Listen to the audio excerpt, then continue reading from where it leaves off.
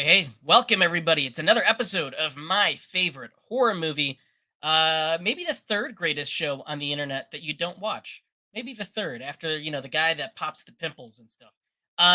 We have a great guest tonight. We got Brett from Good Real Hunting and an awesome movie, current classic, I would say, a recent classic in The Conjuring. So kick back, relax, grab a bucket of popcorn, punch Gabe in the face digitally, of course, and let's talk about The Conjuring. It's going to be a great episode. I'm excited for you all to be here, and I'm looking for the intro. Oh, there it goes. So, kick back, relax. It's going to be.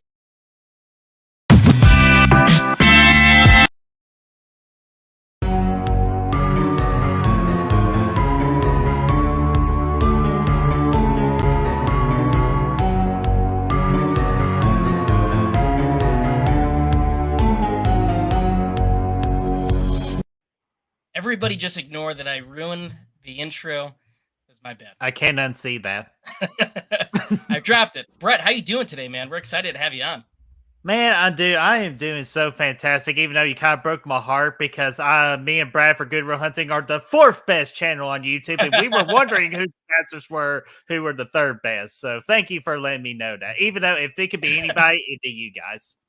What third best that nobody's watching? People are watching you guys. You guys are close to 1,000, which congratulations on that. You're only like Congratulations. what, 110 Yeah. more to go, I think, something like that, right? It's like 116, and we're trying to at the end of like right before October because I have ideas for the super chat feature that I've been really wanting to do, but we'll get there when we get there. But just mainly, we're just enjoying the ride right now. It's freaking October, our favorite time of the year, and we're pumped. We're pumped, man. We're pumped to have you on. Gabe, how you doing down there? You've been quiet so far. You got anything to say to the people? Am I supposed to No, be down there?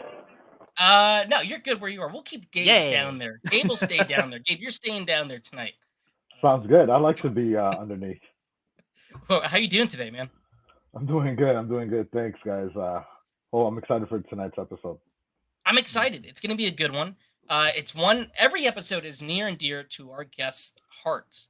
And I guess I'm going to start it off. Let's just jump right into it. And I'm going to pass the baton to Gabe for the other questions like we've been doing every single week. But Brett, why is this your favorite horror movie, or at least one of your favorites? Tell us your history with The Conjuring. The Oh deepest man. history, man. Let's get into it.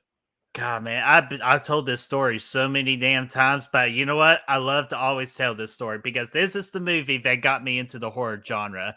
My buddy Brad, who I do Good Real Hunting with, has tried constantly to get me into the horror genre, and I wanted nothing to do with it. He tried Paranormal Activity 1 through 4. Hated it, never gave it a fair chance because I thought horror was just oohs and ahs and blood and nothing else other than that. And then Brad was like, give me one more chance, and I promise you, I will never show you another horror movie again. I'm like, okay, go right ahead. What do you got? He goes, The Conjuring. And then we watched The Conjuring, and there's a certain scene I'll mention later. Scared the hell out of me. Had to tell Brad, needed to go to the restroom real quick. Had to legit check my pants because I got scared so damn bad. But at the same time, I was like, this feeling's pretty cool about getting scared like that. And plus, The Conjuring told such a story that I really got behind of too. I was like, okay, there's maybe something a little more to this horror genre. And then just The Conjuring just started all that. And then without The Conjuring, honestly, I would have met the people that I get to know and talk to every day today, just like you guys, and wouldn't have a chance to meet you guys. So I owe a lot to The Conjuring, like for my personal life. I really do. That's awesome, man. I love that answer. Yeah, I love it. it's a great answer.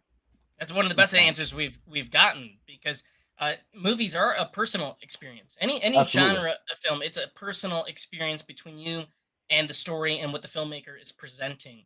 And what James Wan has done so well, especially in the horror genre, is give you something to care about. He gives you Hmm. characters to care about. So when you are getting scared, it's fun. When I saw The Conjuring, I saw it in theaters with my mom. The audience just went bananas for it.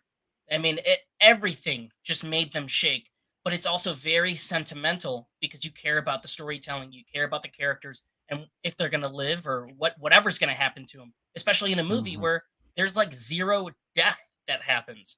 Like it scares you shitless. Besides, of Mhm. course, the dog. But that's such a great answer, man. But I love that answer. I love that a lot. And plus, it has kids in it too, and when kids are involved, it makes it even more scarier because, like, damn, what are they going to do with the kids, or how are the kids going Exactly. to handle everything? Yeah, I Fuck agree. them kids. Fuck them kids. Fuck you! That's like, who gave you permission to talk down to me? It's like Michael stay, Jordan says, "Fuck them kids." stay down there, Gabe. Gabe, I'm gonna shoot it to you, man. What's the first question you got for Brett Manuel? So sticking with James Wan and his and how he's a master, master craftsmanship for in horror. Um, do you think this is his best horror movie that he's done? Oh, absolutely. Zero doubt that The Conjuring is the second best movie he did because, come on, guys, it's freaking Aquaman is his best movie. It's a Nah, fun I'm messing. movie. Fun movie. It's easily no, it's easily The Conjuring. It's not even close. And he was like just his journey to get to that like The Conjuring and making it his best movie is quite a doozy. Well, you had Saw, and that was amazing. That got him on the map. That he got to do things like on the paranormal side of things with Dead Silent. In order to make Insidious, he had to go through Dead Silent, and for me to get to Conjuring, he had to go through Insidious. So it's been a long journey, but I think it's well worth it because The Conjuring was that one movie for me that sent him to Warner Brothers with the DC. No, Yeah, absolutely. I'm with you. And the great thing about The Conjuring, and I told this to Gabe and Victoria, is James Wan is a bag of tricks director. He's got a signature style like a Sam Raimi, where you go in expecting a certain level of things to happen.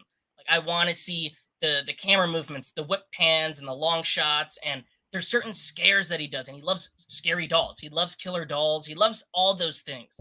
And in this movie, it's a culmination of all that, right? Mhm. Like I told Vic the best kind of horror happens in like a joke. It's the rule of three. The first time it's funny, the second time it's funny, or third time it's funny. Is same thing with a scare. And there's so many scenes in this movie where he follows that to a T. It's like his personal guide of how to scare an audience. And the Mhm. way he does it, it's perfectly well manufactured. Every scare, every moment, he gives you room to breathe. There's a release, and then he gets you scared again, and it's an exercise over and over until the film eventually comes to that big conclusion. So I'm with you. I think this is probably his most like well-tuned feature because it's everything he can deliver as a director. Mhm. Absolutely. No, absolutely. So, what do you think about this movie as far as like the real life aspects of it? Did it make you believe in ghosts and demons? Do you think did it make you want to learn more about the Warrens?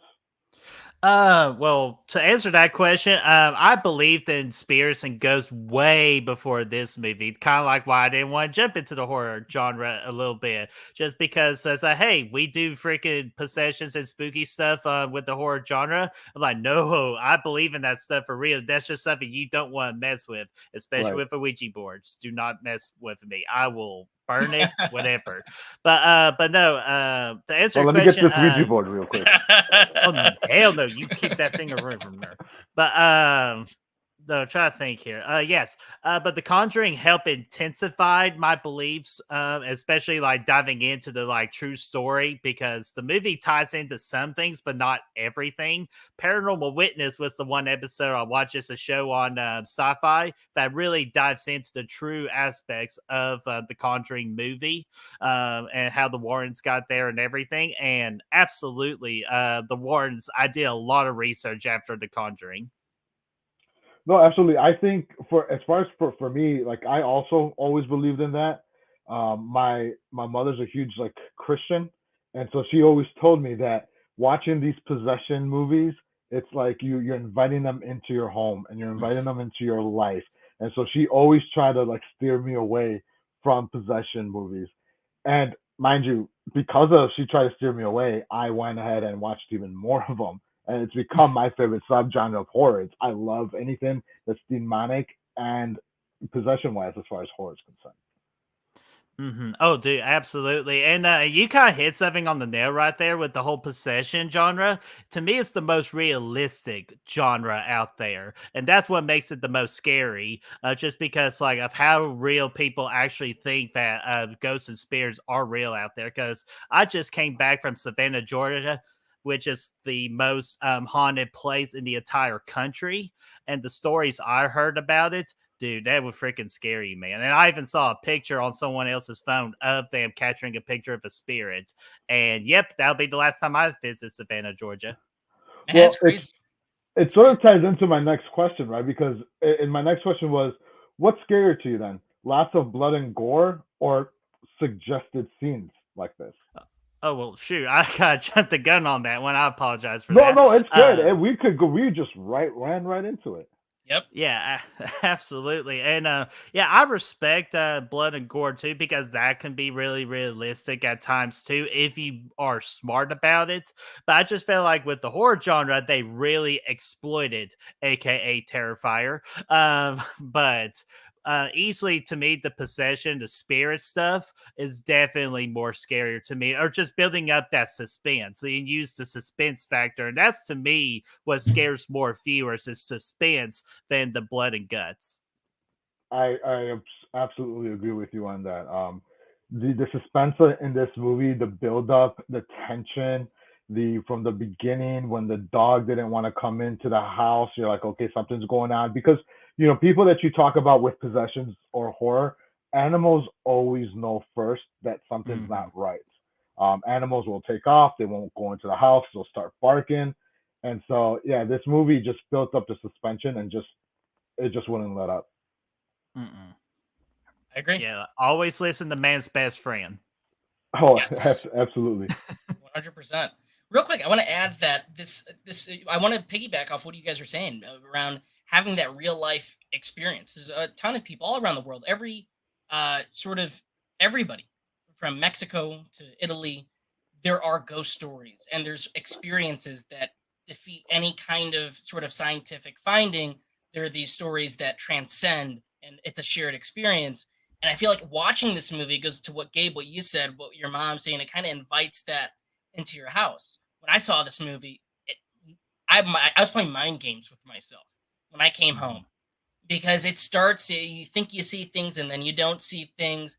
It's sort of like that, but everything in this movie is just terrifying in the best way. Where it is more about messing with you psychologically. There are the jump scares, but then it makes you go, "Well, shit! I need to go research all the things that happen in this movie," and then it leaves you into a really bad place going to sleep. So Hmm. it's good stuff, man. It's and man, I agree. It's terrifying. I think that kind of terror defeats blood and gore because when you watch blood and gore, you know it's fake, you know it's not real.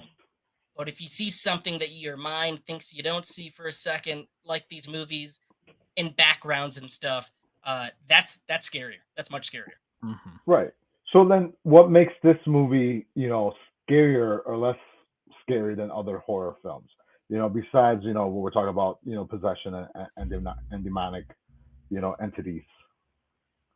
Hmm. Oh, I'm sorry. My headset cut out just for a split second. Oh, I was asking, what makes this movie scarier besides the demonic entities and the possessions? What makes this movie so much more scary than that? Oh yeah, and it's kind of like mentioning like, but like as we began this show with the children, when children are involved, definitely makes everything scarier because everybody kind of has a sensitive subject to children, whether they're a parent or a older brother or a younger like sibling and all that. That really can play a factor into it too, especially when your own damn mother who's possessed is trying to get to those children. Like, holy shit, dude, it's I scary. agree. No, it is. It definitely is. So, do you think the Warrens in some way are they role models? Do you think they help out the Perron family? Yeah, I would think like they at least like establish what the problem is, but in the terms of kind of like fixing it, it's subjective. Like the movie said, yeah, they fixed everything. But in real life, that place is still haunted. So they really didn't fix too much of it. But I still feel like they just brought light to the problem and like a little deeper into the story. But ever like doing research, I keep on hearing that the Warrens, a lot of people think they're full of shit. Right. Which I want to say Right. half true, half not true. Again, it's all subjective and it must really all believe of what if you're a really believer of that kind of stuff or not. I'm a believer, so of course I'm with the Warrens, but I can easily see non-believers who really do not like the Warrens. That's a great answer. I mean, that's true, and that was they've always had that criticism, even of their time, right? And they feature that in The Conjuring too, which was real. I don't know if they were ever on a talk show, but they were heavily criticized of that time period. And even Hmm. in the first Conjuring, things play out like a big Hollywood movie, of course. But in real life, they were chased out of that house. They weren't able to help that family, and that family was stuck being having issues on that land for years. They stayed there for I don't know how long, but the Warrens just couldn't help them, and they just moved on to the next thing. Um, but yeah, that's great. That's a great answer. I agree. Hmm. Yes, sir. Yeah.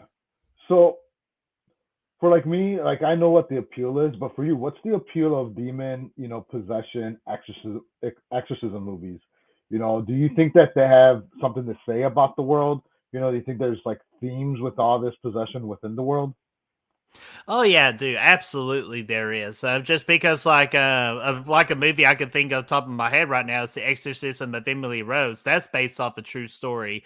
And a lot of these possession movies go like I feel like directors or the script writers like go out and do research and find the most fucked up story they can get their hands on and create a movie out of it. And another example is the Amityville horror that kind of like almost started that trend a little bit, which damn do I wish that the Conjuring would have done the Amityville Horror House for a movie versus the Devil Made Me Do It bullshit that we did got.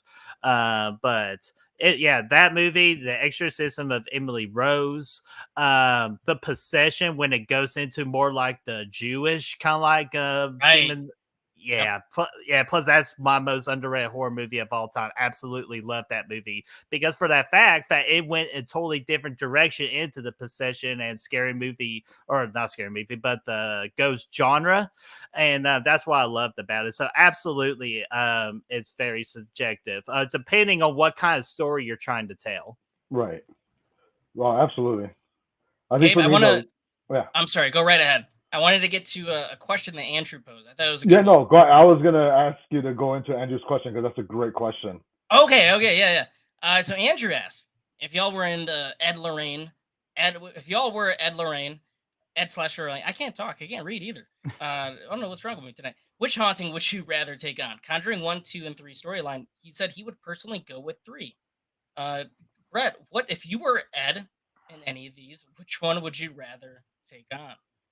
I would, man, that's tough because there's a big difference between a possessed house and curses. Those Yep, are like two different ball games. You just have to go with what you know, and what I know more is how to survive in a house. Because again, you bring man's best friend with you. That's how you can freaking survive if you just listen to your dog.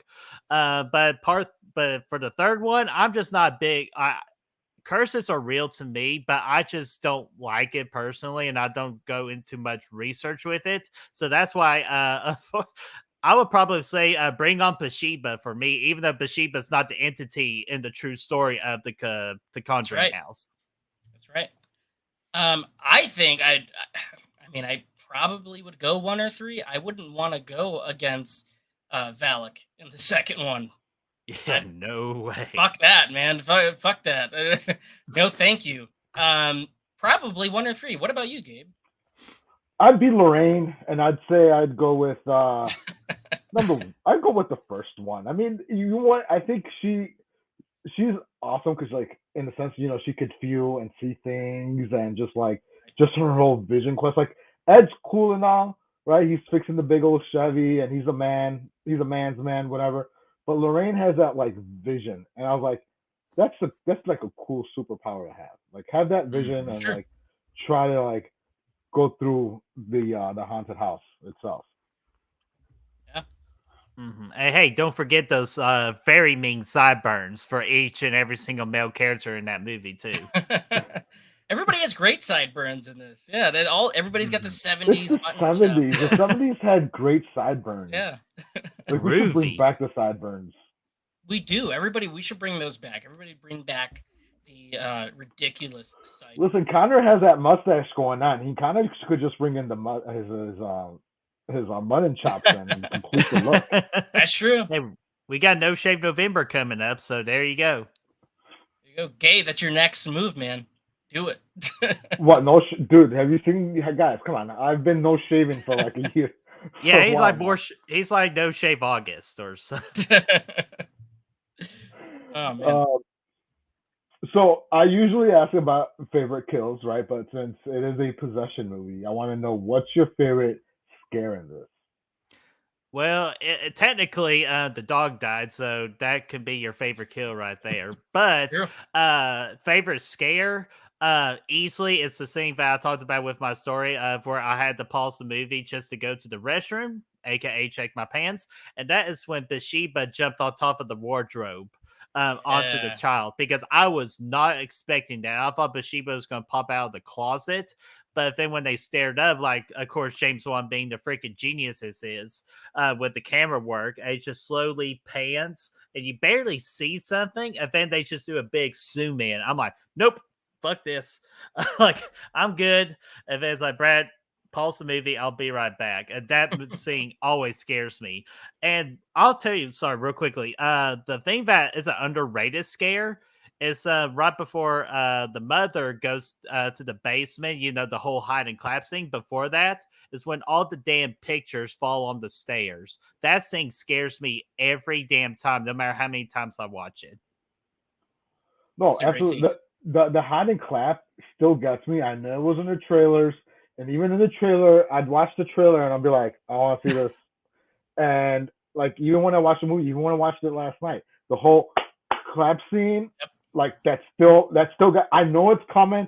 I know she's gonna go up the stairs. I know she's gonna try to open the door, and then I know it's coming, but that still gets me every single time. Mm-hmm. Dude, that scene when we saw it, uh, the theater was ridiculously packed. I think everybody was just hungry for a good horror movie, and word on the street was this was not just good; it was great. When the clap happens, when she's in the dark and she's flicking the lights, and you hear the whisper, and the hand comes out quick, the entire theater just roared, and just screams. A grown man threw his popcorn up in the air. Like it was ridiculous. It's one of those moments when I think of a horror movie in the theater that has, I can't think of another reaction or another scare that got that kind of energy in the room. And to Mm-hmm. me, that's the moment where I watched it and went, "Oh, this is like a classic right here." That's something that you can't replicate. It's something that you feel. And this movie has a ton of those moments. And to talk about hide and clap real quick, another one before that is when uh, the mom plays hide and clap with her daughter, and you Yes. see the hands come through the closet too. It's another version of that, but it's quieter, and it's still as effective, and it's still creepy. So the hide and clap stuff Mhm. is some of the scariest things you'll see in a horror movie for sure. And to add on to the whole popcorn spiel, if you could make a grown ass man spill it like pop his popcorn like that, if you're James Wan, you're like, we freaking made it, boys. We freaking made. That's exactly the reaction we wanted. And another great scare too. A lot of people forget about is when that little the officer again sideburn game right there keeps on saying the maid lady going, look what she made me do, and like all that. They tries to leave the room. She comes out of the corner, go, look what she made me do. That Oh scares yeah, me a lot too. oh yeah, Yeah, it's all effective. it's all. I think it's all effective. Like I said, I like somebody that I had been chasing the scare of The Exorcist for so long, right? Because I love The Exorcist. To me, that holds up highly. I love it. And so I would go see The Haunting in Connecticut, The Haunting of Holly, Mm. whatever. And I would go see all these possession movies, right? And I would walk out there being like, it's good. It's not Exorcist scary, at least for me, right?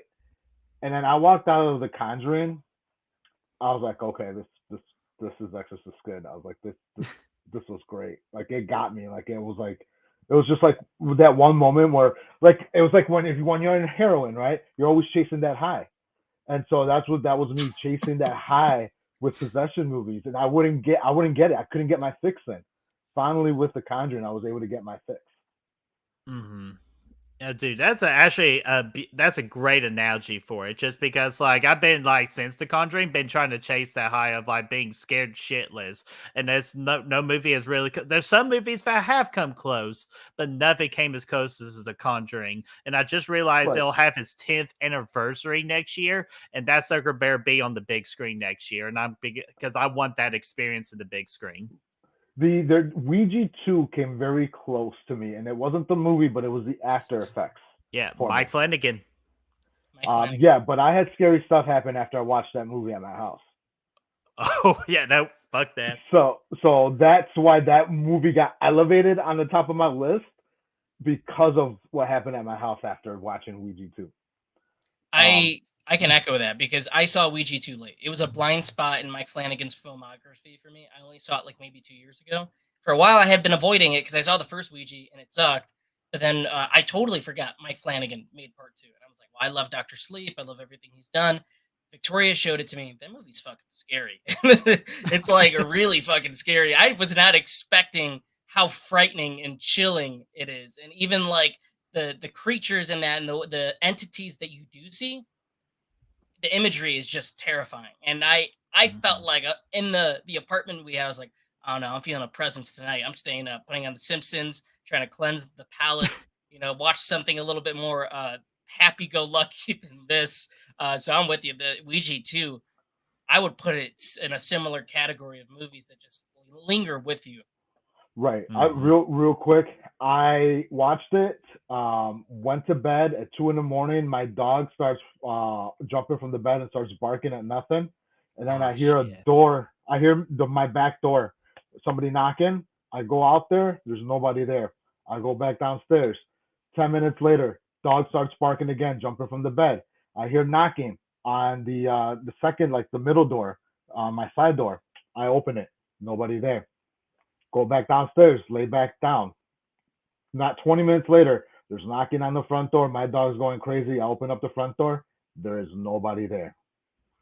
And that's what happened after I watched that movie. Now, mind you, the master bedroom is in the basement, so I hear everything that echoes throughout the house. Mhm. So Yeah, quick that's what happened. question. What's the knock? Did the knock come in threes? There you go. They come in threes. It did. Yeah, because that's another big red flag right there. If those knocks come in threes, you gotta get the hell out. Well, that's a real world terror right there, right? We That's a talk real about world how that we talked that's about. something that from so many people I've heard that have had paranormal experiences, that knock is like universal around the world.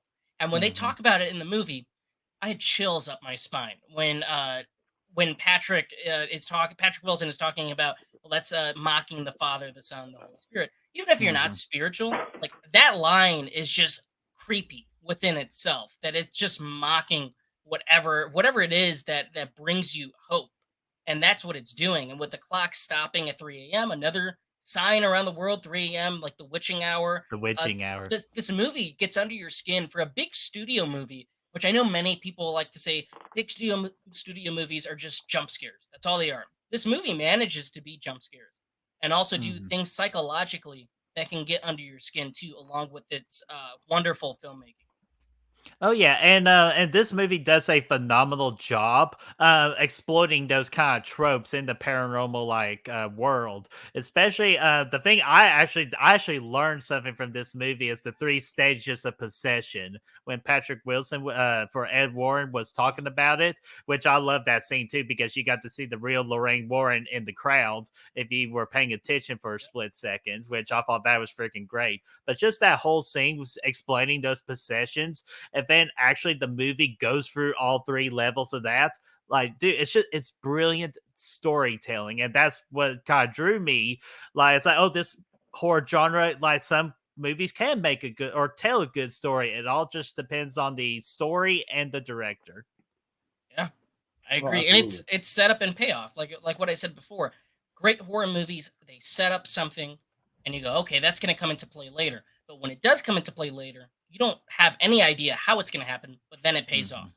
Every great storytelling mechanic is set up and payoff, and that's how horror works. And this is like a clear. If I had to show somebody an example of like the perfectly like constructed horror movie, I'm not saying like the best, but one that follows the beats to a T and manages to make them stand out, I would say The Conjuring is on there Mhm. because it follows everything and makes it unique too. Oh, abso-freaking-lutely. And, another thing I love too is the score, because the score play a major impact to it, because that first off, the opening title of the movie with that score sets the tempo, it sets the tone Yep. immediately. But what I love James Wan the most about his choice of music is certain scenes he uses no music. Yep. And that to me, I feel like the horror genre has gotten away from. They need to start bringing that back. The use of no score, just letting the loud bangs, the loud door slams to be the ones that jump you. I agree. Gabe, how about you, man? For what? I don't know. What do you got next? I'm just like over here in my thoughts thinking Want about to the give you entire some time in the movie. sun there, man. No, I was just, because you guys talk about the score and the effects of everything, and Yes. and one of the scenes that I absolutely loved in this is when she's at the lake, right? And it's the iconic movie poster, right? She's at the lake, she looks back, and she sees, the Bathsheba hanging in the tree, and you see the news saying, and the feet are just standing over Patrick Wilson's, Oof. shoulder, and you don't see the entire picture, but you just see those feet, and you just get a sense of like dread about what's been Yes, going on in that house. that's a great way to describe so many scenes with Bathsheba. It's just dread. Like the Mhm. makeup on the character and the mythology they bring to it is again spine tingling. It's just shivers. And even to this day, I've seen this movie so many times. Every year we try to make an effort to rewatch it. I still get that feeling. It's that raw feeling. Like for a movie that was made again at the studio level, this isn't a glossy movie. This is a movie like how he set out to make to look like a 1970s horror picture, to look like the Mhm. Amityville, to look like The Exorcist, to have that look and feel with the camera angles that feels raw and real and very handheld. So when you get those moments, even the quiet moments when there's no score, another great example is when the mom is at the top of the staircase and she says, "Whoever it is, I'm going to lock you down there." And boom, you get that giant slam, and it's all great sound technical work. Everything, Mhm. even when it doesn't need music, but when the music happens, it's great too. But those quiet moments are where it stands out, just like the tree. Oh, Yeah, absolutely. And when Gabe mentioned a tree with the whole Bathsheba, like hanging right behind Patrick Wilson, which unfortunately that tree's fake. That's what I learned last Yes. year. And that broke my heart because that's the most badass looking horror tree I've ever seen in my entire life. But unfortunately, they built that tree. Mhm. But just Gabe saying just Bathsheba hang behind Patrick Wilson with the feet. What made that scene for me is, like you kind of said, Tony, is just the sound, the sign, and they made the whole like creaking and all that, and like the tree hanging like the. Yep. If they went there for Miga staring, you don't see it, but you hear it, and so you kind it's the whole theater of the mind. Dave McCrae always says, and that's Right. very true. And James Wan understands that term very good in all of his movies. I agree. I agree. And absolutely. he's always, especially with sound too. He loves creepy sounds. And this movie Oh, is just like they're very every single effective. second. Yeah, they're Espe- effective. Especially how you said, Tony, with the use of no score. That's where they're the most effective. Yep. Oh yeah.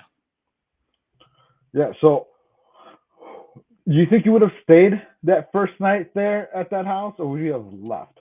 And by the way, Connor had offered us to go to his house. He says his house is very creepy. Would you spend the My night? man, Connor, boys' night. Oh man, Uh, Connor.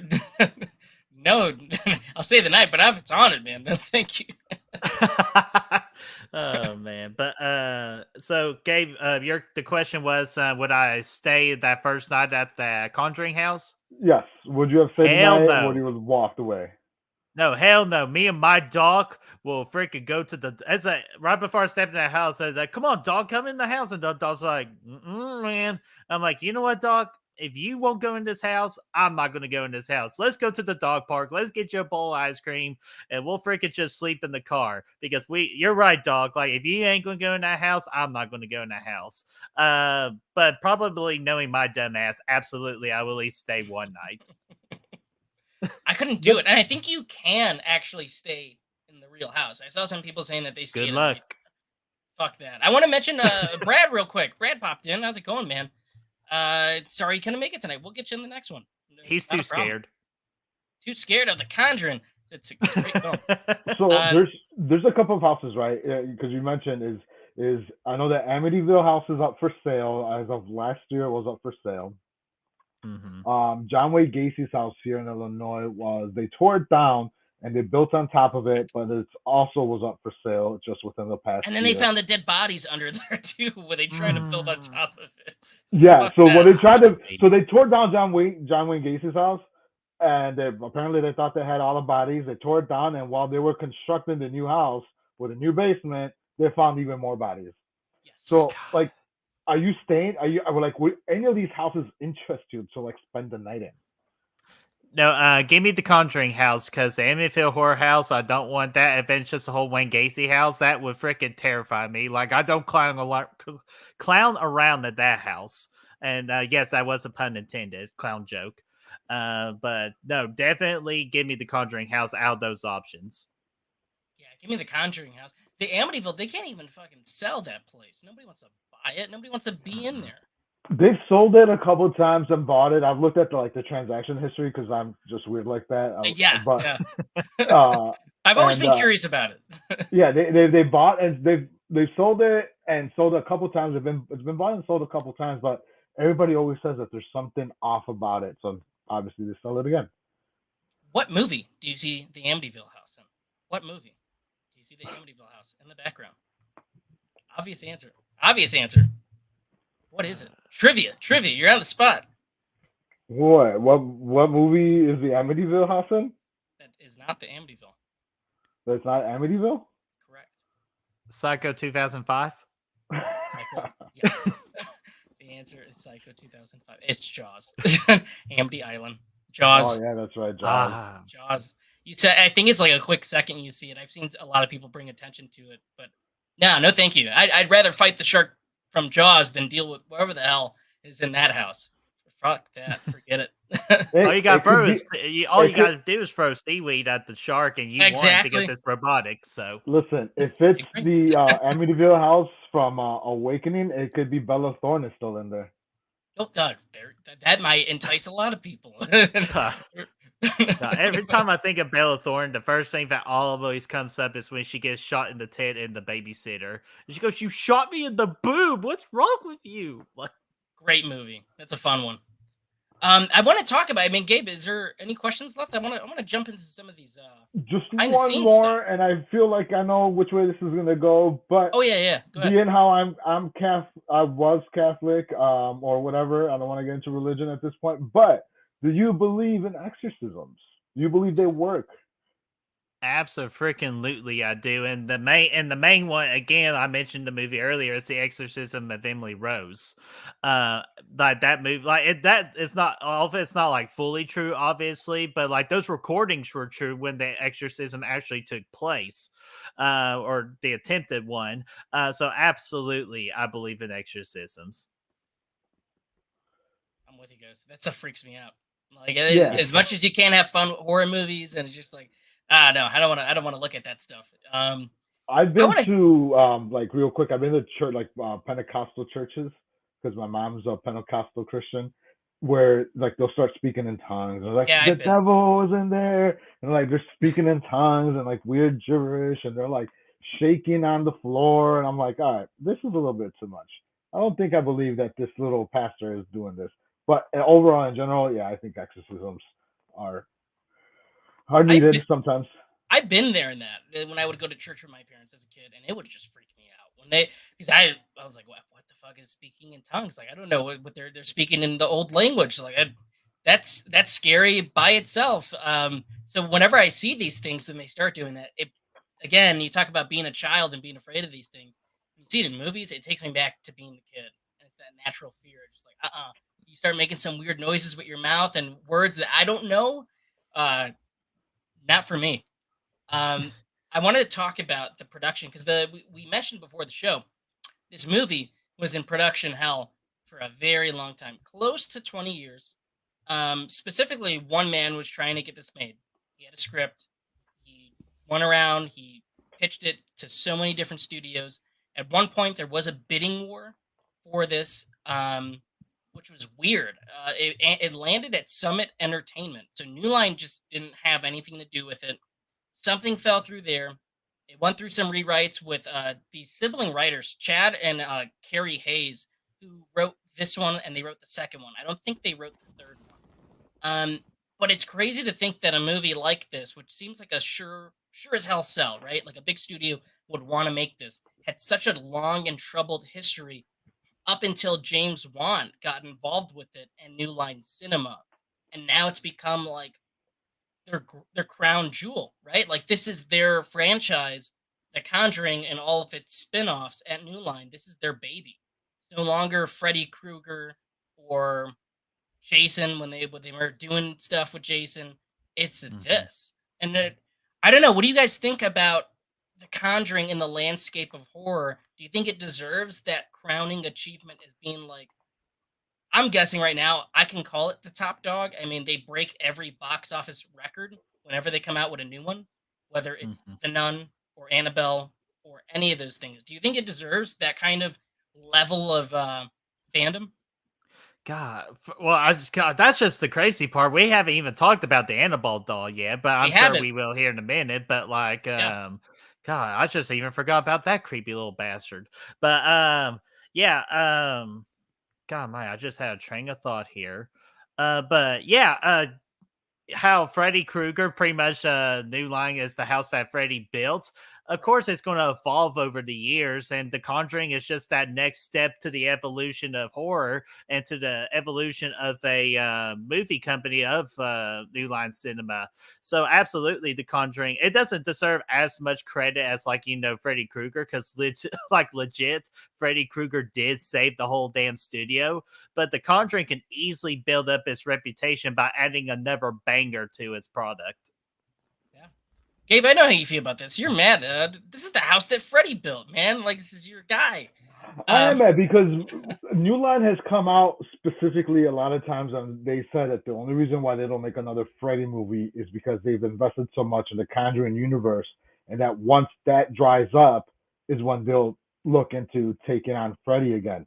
And with every year, there's new news of The Nun 2 or Conjuring 4 or La Llorona 2, whatever the case would be. Every year there's like some sort of freaking sequel or finishing off a trilogy of one of the spin-offs from The Conjuring. So I do get a little bit mad in that regard because I'm like, just give me a freaking Freddy Krueger film. But I have to give The Conjuring props. Now, I'm part of the. I feel like besides Annabelle, like The Nun was weak, La Llorona was weak. Like I don't La feel like they. Llorona is such a weird one, right? Because we didn't know until like a month before the movie came out. And they're like, oh, by the way, this is part of the Conjuring universe. Up until then, we were told that it was just a regular But original see, take on but the they don't mythology. even consider, like you said. I think it's. I think it was even after the fact. There's only one priest that sort of ties it all in together, Right. and then that was it. And they really didn't try to tie anything together. So they said it was part of the universe, but they never really made it part of the universe in a sense Correct.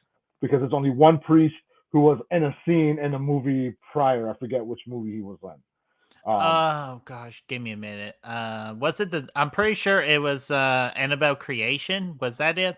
Right. It was Annabelle Pretty Creation. sure. He was in a scene in that, and then he was in La Llorona, and they're like, oh, okay, La Llorona is part of the Conjuring universe, but it makes Pretty much absolutely no lazy sense. attempt.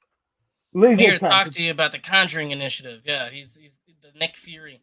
Brad says the nun can pound sand. I agree. That Listen, The movie is Nun Valak bad. was scary in The Conjuring 2.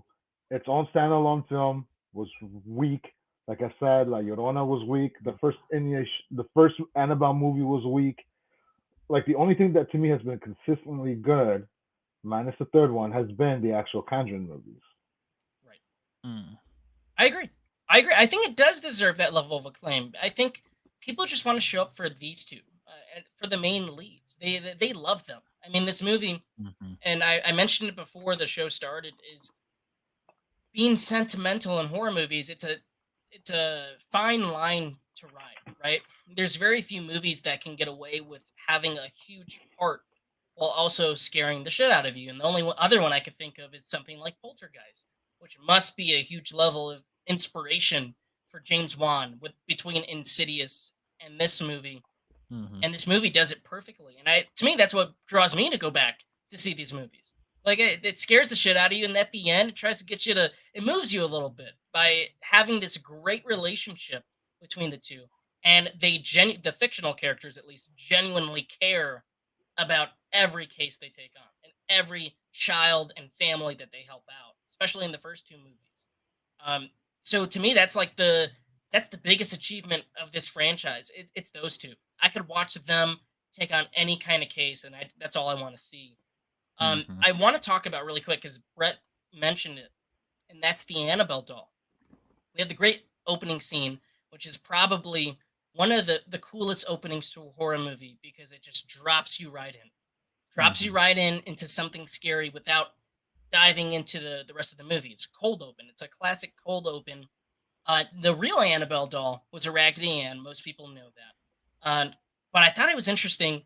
The real life case, the mom of one of the roommates found the doll at like a thrift store, and she was the one that gave it to them.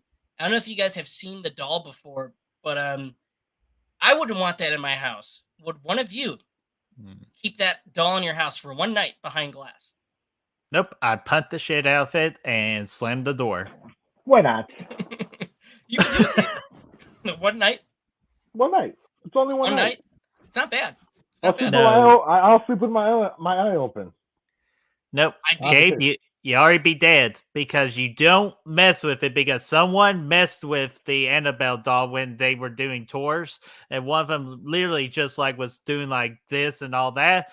A couple hours later, they died in a car wreck. So yeah, your funeral, Gabe. I wouldn't I don't drive. like that. I don't like that at all. I don't know, Gabe. I'm not with you there. You could hold on to it, but If you're looking for a new member of Flopbuster, just hit me up too. I'll run both. I'll do both channels. So I mean, Gabe. Yeah, Gabe will need to be replaced. We'll have to replace you, man. We'll have to get Brett on here. We'll get other co-hosts because I he can won't be just coming imagine back his from this. obituary right now. Gabe dies from regularly and doll by playing with it too much.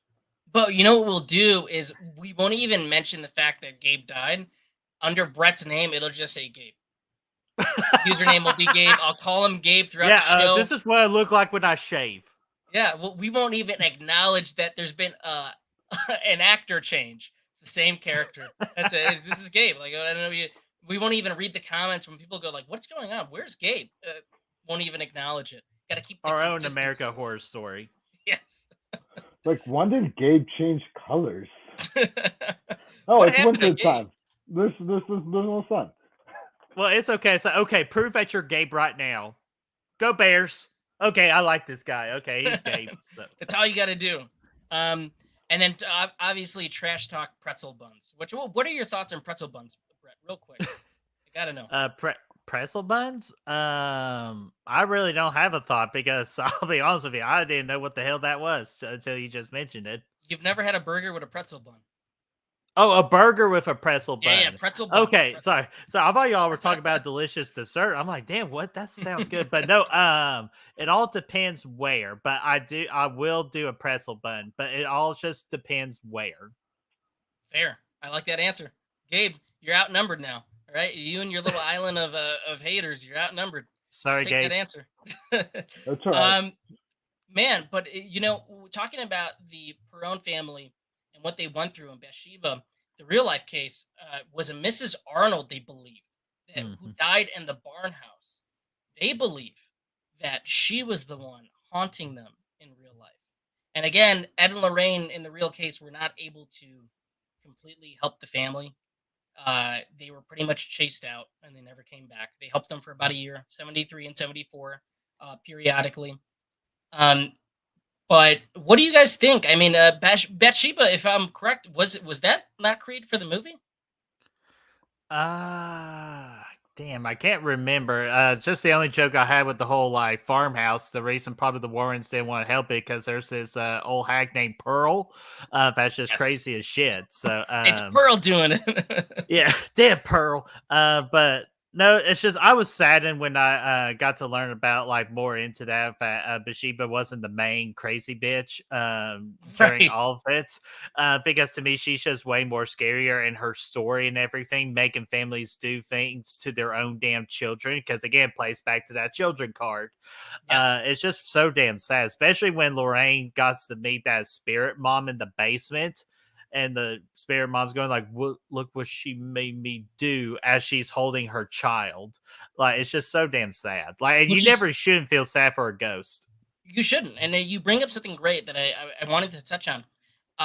They talked about how when she killed, or she's having everybody kill their children, or killing a lover, or whatever it is. Uh, it's always on the seventh day. So when she killed her newborn on the seventh day, again, that's mocking God, because on the Hmm. seventh day what he created. So it's really cool, interesting little things that mock religion, and if that gets under your skin, it's really going to get under your skin, along with the three knocks. So it's like real life religious sort of undertones are in this movie, and played the scares of Bathsheba are played so perfectly. If you know the context and you know what those things mean, it can be really frightening. Yeah, and just another thing I love about the whole spiritual and all that too is that most of the ghosts that haunt you think they're trying to hurt you, but they're not really trying to. They're trying to warn you or Yep. to like their side of the story, so their spirit could be set free. That's Right. why I've learned the most with Paranormal Witness, that TV show, and I always find, and that was almost the same thing with The Conjuring. There, with the pretty much the little boy and that mother trying to warn that family, get the hell out of that house. Right. And also, unless you're Casper as well, Casper's gonna try to date you. That's right. That's right. That's right. Um, there's a couple of other things I love about this movie. Um, Again, it's the filmmaking of James Wan. I feel like it's bar none some of the best work he's ever done, directing wise. He knows where to put the camera. There's not only beautiful shots, but shots that are necessary, and long takes that just they fill you with dread. Every moment fills you with dread. But there's certain like long takes that just stay with you. So man, this is one of my favorites of the past 10 years. I know it's one of Gabe's. Brett, where do you rank it in your all-time favorite horror movie? Unfortunately, I cannot say because I'm Can you dropping a video specify? on Wednesday. Can you specify? I should have. What a caveat, I guess I should have said. Would it be within your top, let's say 30? Top 30. Are we talking about of all time or just the modern day? Maybe modern day. We'll go modern day. Okay. Well, 2010 to now. okay. 2010 to now, top 10. But of all time, still top 10. But where? That's for you all to find out Wednesday. Perfect. That's a perfect segue. Gabe, anything else you want to add about The Conjuring? I feel like we like quick fired everything. We covered a lot. We Is there did. anything that you Just think a we missed? couple. No, yeah, just a little bit because I want to say that Patrick Wilson is like the Scream King. I You know, agree. Hmm. with Vera is also a Scream Queen. She's rarely, if not ever, mentioned with Scream Queens. And I don't know why. She's been in a lot of horror. She's done a lot of horror roles. And Patrick Wilson, come on, Insidious, Conjuring, all this And he other loves stuff. doing these. He And he loves doing loves. horror Hmm. He's movies. one. He's not an actor that shies away from horror, and he knows.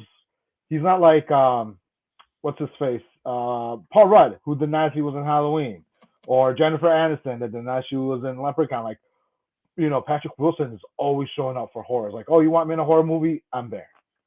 Hmm. Those are my favorite guys too. The guys that truly love being in the genre, like Justin Long or Adam Scott, right? Like these are guys that they don't care that they're in these schlocky horror movies, because to them they don't see it that way. These are just great stories.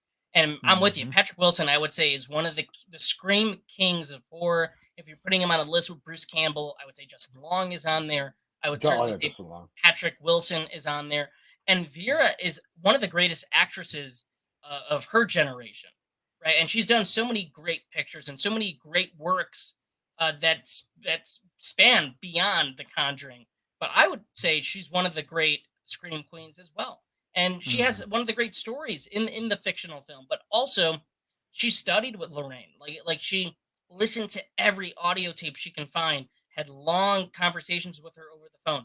Her and Patrick Wilson visited the actual museum and the house and talked to Lorraine there too. So they did their research, and it feels like these characters are very lived in. That they know every single detail about them. And I want to leave this with one last question for Brett. Would you be down for a Conjuring 4 main timeline with these two?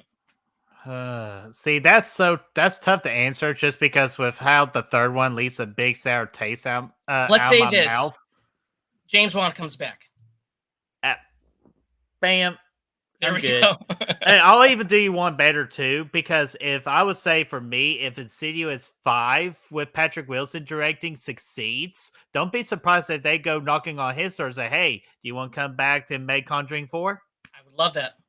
I would If love he it too, knocks, if it works. I But have we'll uh, just no have to doubt see. Insidious 4 is going to succeed. oh yeah, Or Insidious 5. Insidious Insidious 5. 5, I'm sorry. Mhm. I would love that because I think there's certain actors that are around directors enough. They pick up things and learning to direct. You got to be on sets. You got to know how to deal with actors. Mhm. And he's going to be a guy that knows how to do those things.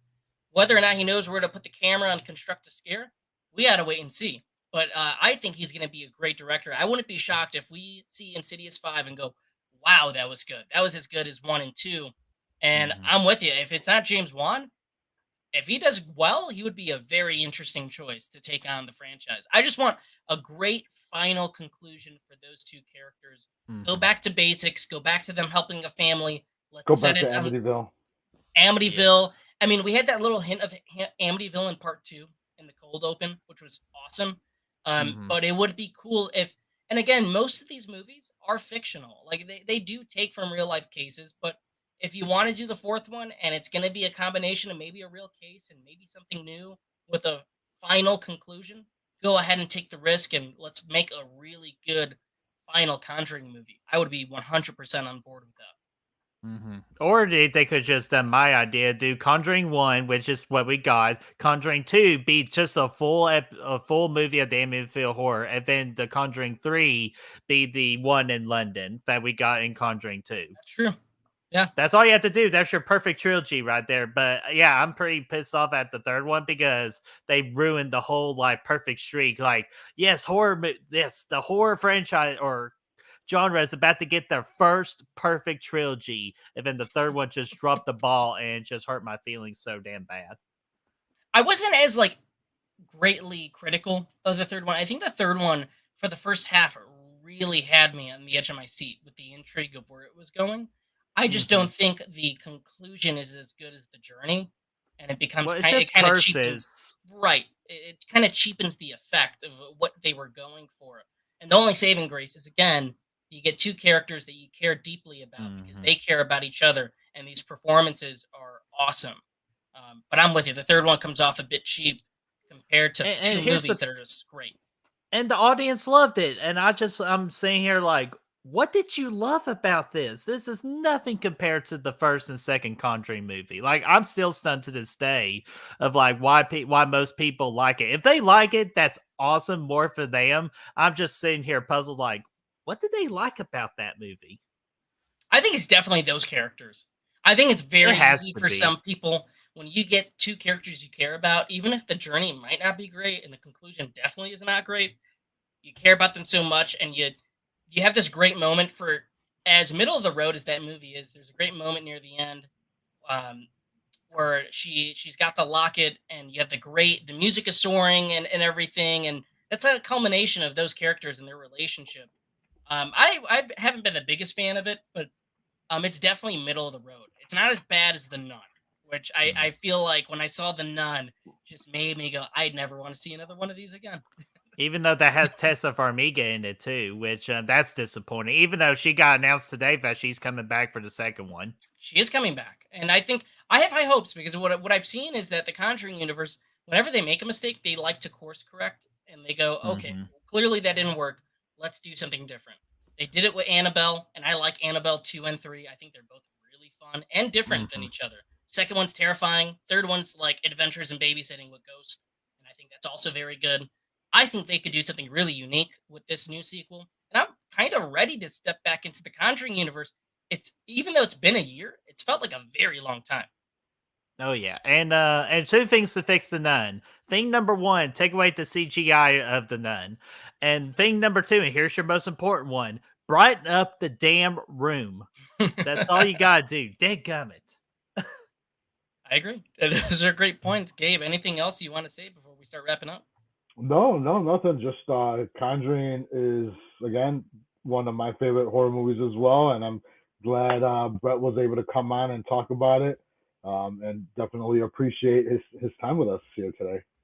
I greatly appreciate it. And Brett, before we close up, talk to us. What's coming up on Good Reel? What do you guys got cooking over there? Oh my gosh, we got so much. For anybody that's new to Goodwill Hunting, every October we call it Goodwill Haunting. That's like our big October extravaganza that we like to call it. So we're in the middle of Goodwill Hunting right now, as we're also trying to finish up our Halloween Scream review series, which is pretty much our Halloween franchise reviews leading up to Halloween Ends, which is next week. But just to kind of give you a taste of what we're doing this week for Goodwill Hunting, Wednesday we are releasing a premiere video because Brad will not be able to make it on for Wednesday's show. We decided to make it a live premiere. That's going to be going over our top 10 horror movies of all time. First time we're doing Ooh. that on the channel. We're Good. very excited about it. And then Saturday and Sunday, I am calling it Destiny weekend because Destiny will be on Saturday for a haunt watch party with me and Brad. And then Sunday, me and Destiny are doing our big October special of Back from the Dead. And it has like 45 movies to talk about, even though we'll figure out a way to condone it down a little bit. But gosh, big weekend for Goodwill Hunting. That's awesome, man. I'm loving everything with Hellastream too. I think everything that you guys are doing on that, the skits are. I tell you guys Except for every me week. dying. Yes, which is a I'm great running. tired of it. You guys are good actors. Brad too. You guys are really really good in these skits. It's just I totally buy it. And no, you guys totally have to check out that series. Check out all the videos in that series. Yeah, and And the I'm YouTubers that we're working with as well have done a phenomenal job too. So be sure to give them shout outs too. yeah. Um, Gabe, anything else you want to touch on, man?